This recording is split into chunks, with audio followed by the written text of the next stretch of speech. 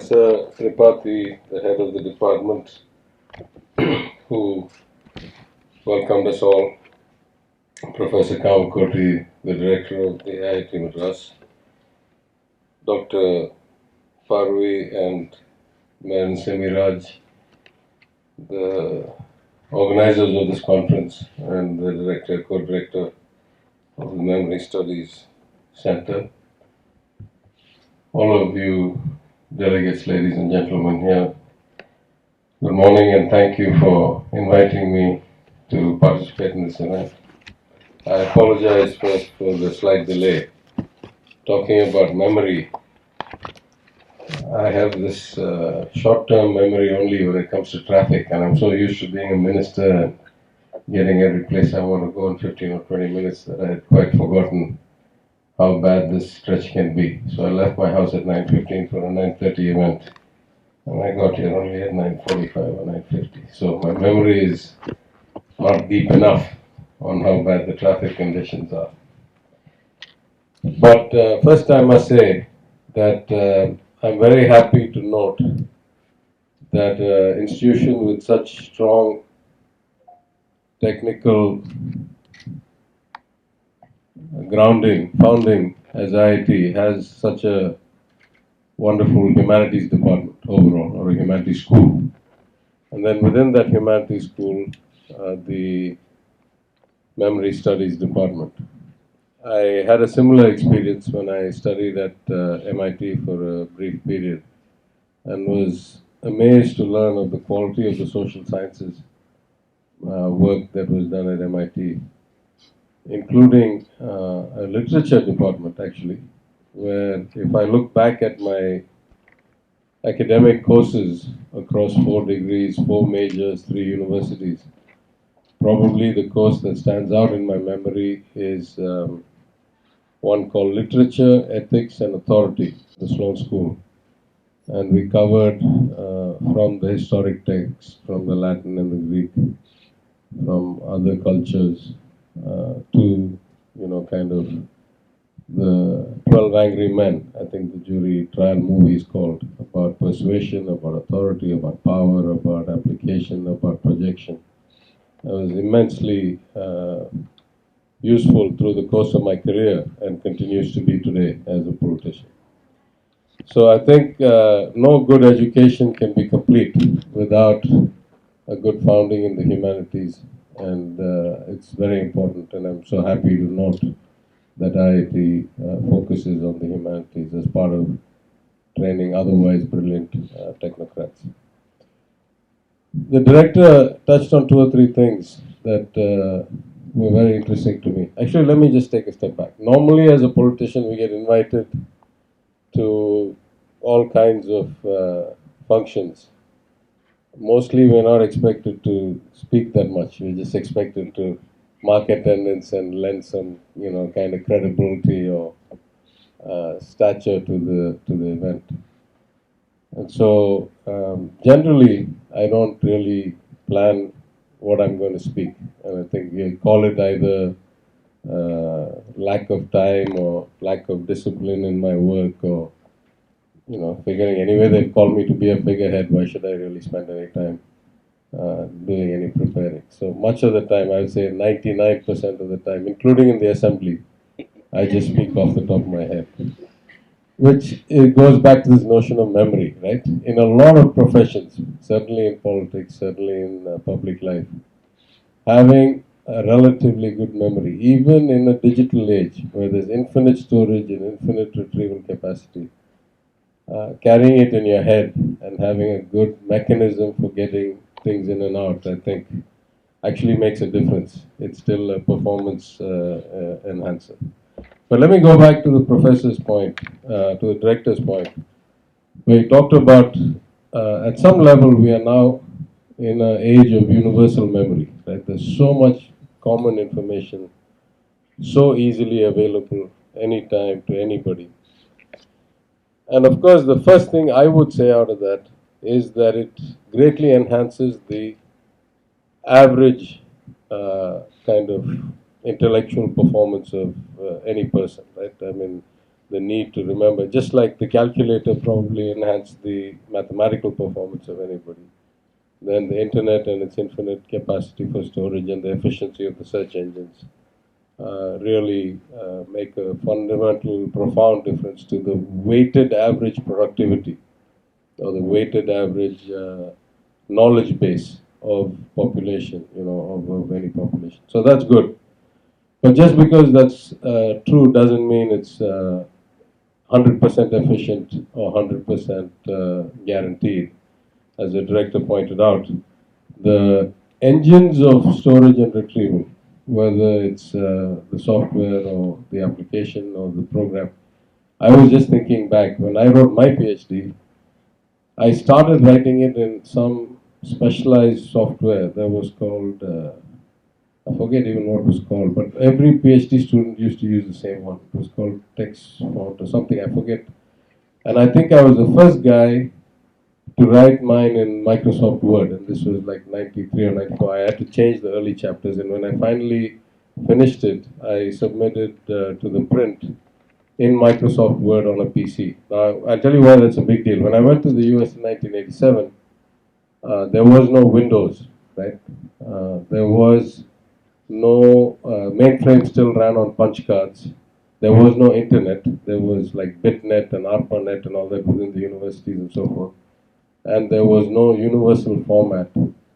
And I think the first kind of Apple Macs were just about starting to come out, or somewhere around that. Because I think certainly the first IBM PC I saw was in 1981 or something. And it had RAM of 64K.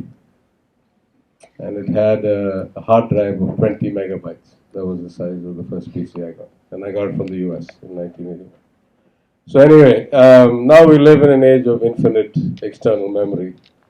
But in addition to the mechanical process of storage and retrieval that the director talked about, I also thought it was very on point to talk about whether the format stays the same or the format changes, and also whether the actual storage device, the hardware, is capable of infinite life. I'm one of the guys driving hard for the digitization of all land records in the government of Tamil Nadu, so I certainly know the project that he's talking about. I remember signing the file. But 250 years is still not eternity, and there's some things that are supposed to last for eternity. So I suppose the only solution is that every 50 years or so, we'll have to canisterize, figure out the new storage technology and keep moving it. And that's something that I have to remember to go and write back into the project file, that there must be a component for that, though, I'll be long dead and gone by the time it needs to come about.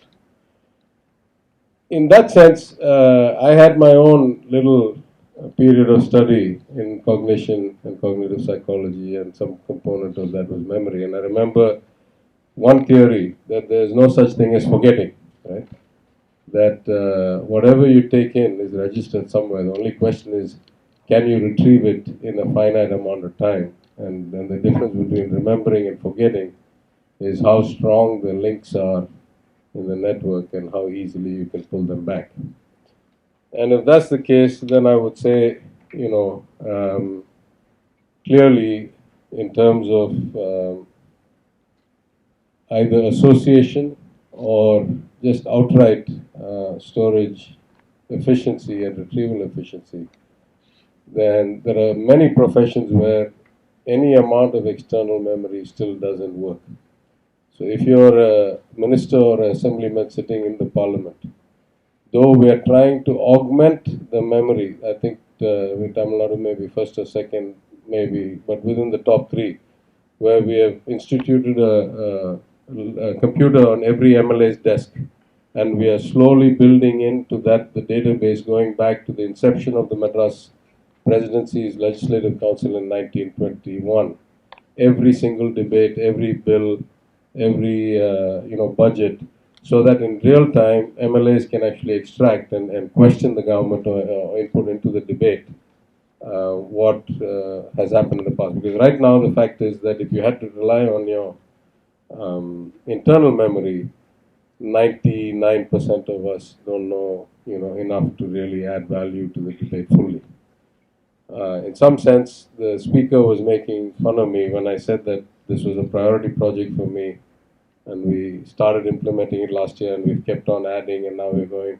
Meaning, from last year onwards, every single piece of statement, company report, anything that's tabled in the House, plus the budget, plus all the bills, plus everything is already the agenda, the minutes, the proceedings is all on the desktop. I mean, it's on a server and then it comes to the screen. But we're now going back. And when I told the speaker it was my priority to do that, he said, "Why do you want to give up your advantage? Very few people like you can remember enough to actually add to the debate. You're raising the average and lowering your uniqueness." But in a democracy, I think it's important that people are able to bring that kind of, what can I say, continuity or cross-validation to the debate. Otherwise, we feel like we're starting from fresh every time, and we're not able to progress, right? If we have to start from scratch every time, we want to build on what's already there rather than start from the base. So in that sense, I think conferences like these are hugely important. I would say that the universalization of external memory, and it's not quite universal yet because there's still not 100% universal access to everybody, but I would say the overwhelming majority, at least in a place like Tamil Nadu, where we have something like 75% of the population has a smartphone. And again, a lot of this stuff is, what can I say, counterbalancing or pro-cyclical in some sense. I've done a little bit of research because I used to be the head of the DMK-IT wing. And there's a close correlation between how many Tamil Nadu users are there and how many companies make Tamil operating systems. Because you see, once you get on the internet, you can do a lot of other things. But the basic operating system of Android or your iPhone or your laptops and all that, not all languages equally are filtered into those commands and menus and stuff like that. And one of the reasons we have such high penetration in Tamil Nadu is that the combination of basic English education to almost any kid who goes to school in Tamil Nadu, plus the sheer weight that is in a state of 80 million people, so many people have access to the stuff that it becomes commercially viable and profitable to adapt things to a Tamil language. So we have this, kind of pro-cyclical move. So it's much more, in fact, in many channels, there are more Tamil content, money-making content videos than there are Hindi. Now just think about that. Think about the relative weight of Hindi speakers. Telugu is another language where there's this kind of network externality that comes in. But anyway, I digress. Even though the dream of universal unlimited memory externally still persists, I don't think we'll ever see an age in which the human memory can be 100% substituted or replicated, or the relative value of more efficient or a more comprehensive memory can be negated. So in that context, I know this series of papers will be very meaningful and will add to the existing body of knowledge and advance it.